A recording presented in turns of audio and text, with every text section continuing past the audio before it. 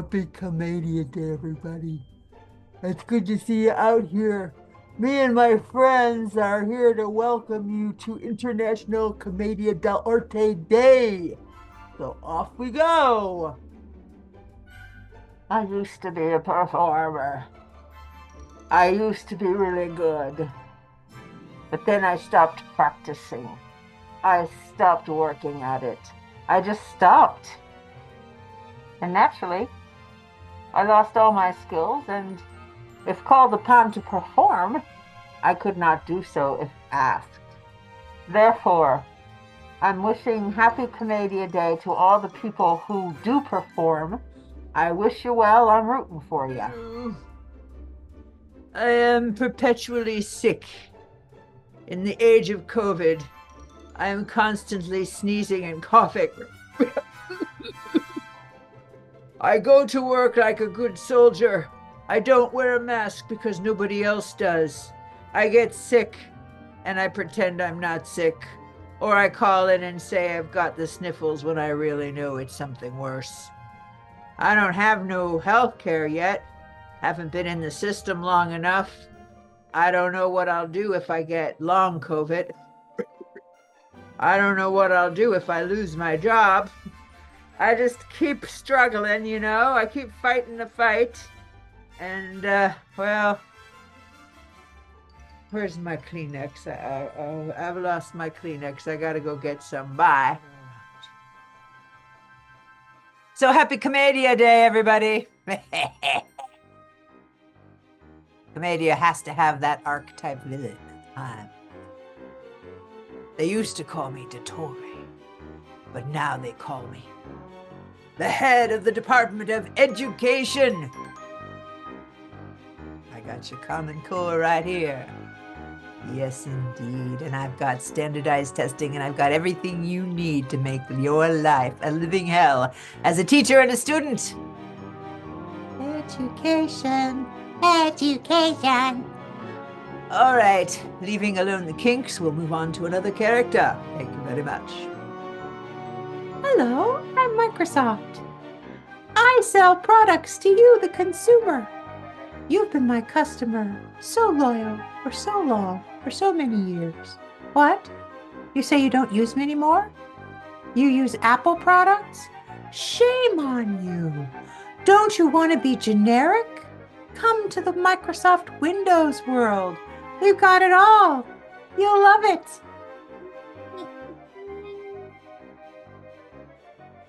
Did you miss me?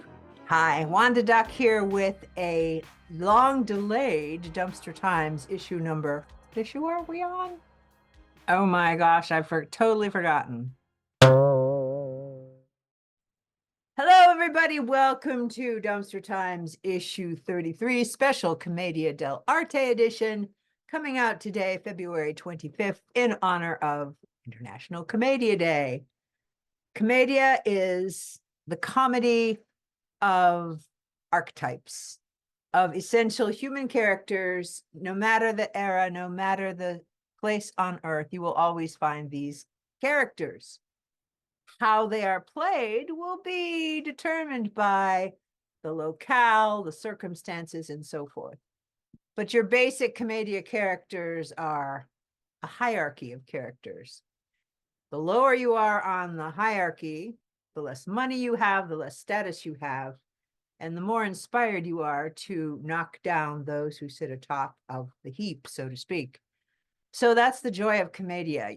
You have the low working class characters always struggling mightily and gaining sympathy from the audience and eventually getting what they deserve from their masters, or making their masters pay, so to speak.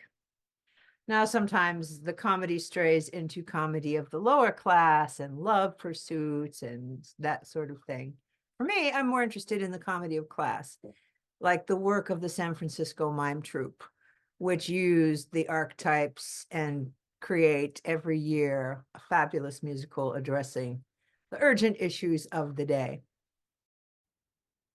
Another inspiring Commedia company are the Faction of Fools in Washington, D.C., who are based on the University of Gallaudet's campus They incorporate sign language and deaf actors into their company and their productions. They also practice diversity and outreach within the community. And therefore, we see Commedia being used as a universal language for people of all ages, backgrounds, abilities in their company. So bravo, Faction of Fools. Well, I'm no longer doing Commedia dell'Arte, but I did it for a long time and I love it. And I certainly wanted to acknowledge all the memories and feelings that this day brings forth from my past career as a drama teacher and Commedia troupe leader. Now let's get on to a serious discussion of why the serious delay in issue number 33 of the Dumpster Times. I have been very proud of keeping a regular schedule. That was one of my goals, was to be regular in communicating. The Dumpster Times Online for me has been a means of focusing my brain on what's happening all around me and being able to communicate that. And I think I've done that all right. I would like to get to about 100 subscribers, no more than that. I don't want to make any money from this adventure. That would be too much bookkeeping and stuff. I am totally retired on a fixed income. I don't need to change those parameters right now. So 100 would be like 100 people in a small nightclub. I can deal with that kind of a crowd. I don't want thousands. I don't want gold and platinum plaques to put next to my masks. I just want to know that I'm communicating and somebody's listening and somebody might have a thought and share it back. That would be cool. Oh, so where I'm going with this is, now that I'm retired, I'm doing the things that I want to do, not what other people want me to do. And my focus has been getting back to my drawing. I never really left the performing. That's been happening as a teacher all along. But the drawing was only in service of like doing posters, designing sets, designing costumes, but not drawing things that I wanted to draw. One of the things I always wanted to draw was a comic book. And that's what I'm doing. I'm drawing a comic book, not just one comic book, but 5 comic books. Yes, I came up with 5 titles. They're kind of related. And I'm really working hard to make this happen. There's a lot that I don't know about making comics since I have never done it. I have drawn comics, but when I was drawing comics back in the early 80s, things were a lot different from the way comics are produced nowadays. I find that I am not really drawn to digital comic drawing, but I might be drawn to the digital aspect to add things like text and coloring. But I don't see myself drawing on a tablet doing comics. I really, really, really like being at the drawing board with my pens, my rapidographs, and my pencils, and my kneaded eraser.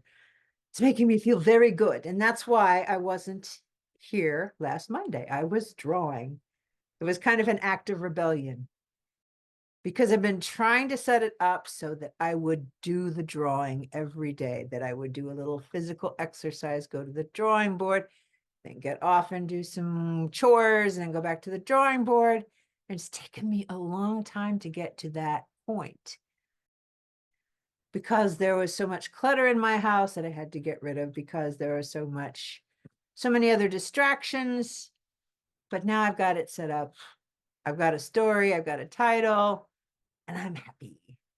Now I will be coming back to do Dumpster Times, but not on our super regular schedule. What will be regular is every week, Samir and I will get together and work on our comedy shows. That hasn't stopped, and that will keep going, and those will come out on the channel in their own playlist as per usual. We're working on a new show with Samir as Piglet, and it's called The Early Late Show with Piglet, so stay tuned for that. Okay, what else do I have to say here as Wanda Duck? This issue was going to be devoted to discussing the Georgia prosecutor, Fani Willis, and her subordinate, former lover, Nathan Wade and their situation there in the Rico trial in Atlanta, Georgia. I was watching it for 2 days, long hours of just disgusting questioning by the Trump and Mike Roman attorneys, really trying to turn something that was kind of sad into something scandalous. Here's my take on it. Fani got the Rico case and she needed to get some attorneys. She hired 3 of them. Nathan Wade was the 3rd one, and she had asked other people to take the job before she asked him. He wasn't her first choice. And that kind of shoots down there. Oh, she hired him because she wanted to promote her boyfriend into a position of power. And the second point was that they benefited somehow from this. And the people who turned down the job that she offered Nathan Wade eventually all said they were making more than enough money in private practice and they didn't want the hassles, the security hassles, and the low pay involved in being a prosecutor on the Rico case. So it was no prize plum that she was offering him. If you look at his resume, he has had more than enough experience, and he probably should have risen higher within the system, but he was Black. And so I think if anything was going on, Fani was giving a brother a step up. Now, this was happening. The grand jury and the case was all happening during the COVID era. And everybody was very isolated and very alone. Nathan Wade was going through cancer. His wife he had irrevocably disconnected. They hadn't completely divorced yet. Fani was divorced, living alone, and a very independent woman. It was very frustrating watching the proceedings because the Trump side of the affair, those lawyers just went over and over the same tawdry details as if stating them in different ways would make them stick as something corrupting, which they weren't. Now, I lost track of the case all last week. I was drawing. I looked at my regular news feeds, didn't see any reporting on it. Today, I finally found some reporting on it. And what has happened is they found evidence that Nathan Wade's phone was pinging near Fani Willis's condo before they admitted to having an affair. So they lied under oath. One has got to ask, why was their affair? They admitted the affair, so why are details of the affair important other than being salacious in nature? Nathan Wade, in some of his testimony, would refer to, well, I had intercourse at this time. And the Southern white male lawyer was like, oh, I didn't mean to use that term. Well, that's what you wanted to know, isn't it? You wanted to know about the fucking, right? Am I allowed to say that word? I don't care. I'm not going to be demonetized because I'm not making money, which is why I love this channel. Anyway, I feel sorry for both of them. I feel like, they got lonely. They were working on the case together. They had a little affair, and then they found out that, we're not really that compatible. And this came out in great detail when they were discussing who paid for the trips and how Fani always paid for her trips. You've heard this by now, of course, in cash because her dad told her to keep cash on hand at home at all times in case you need it. That was his advice to his daughter, and she followed through. She was asked by one of the lawyers, well, why didn't you use a Cash App? And she said, he was just right next to me. Why would I get out an app and do it when I could just hand him the money? Duh.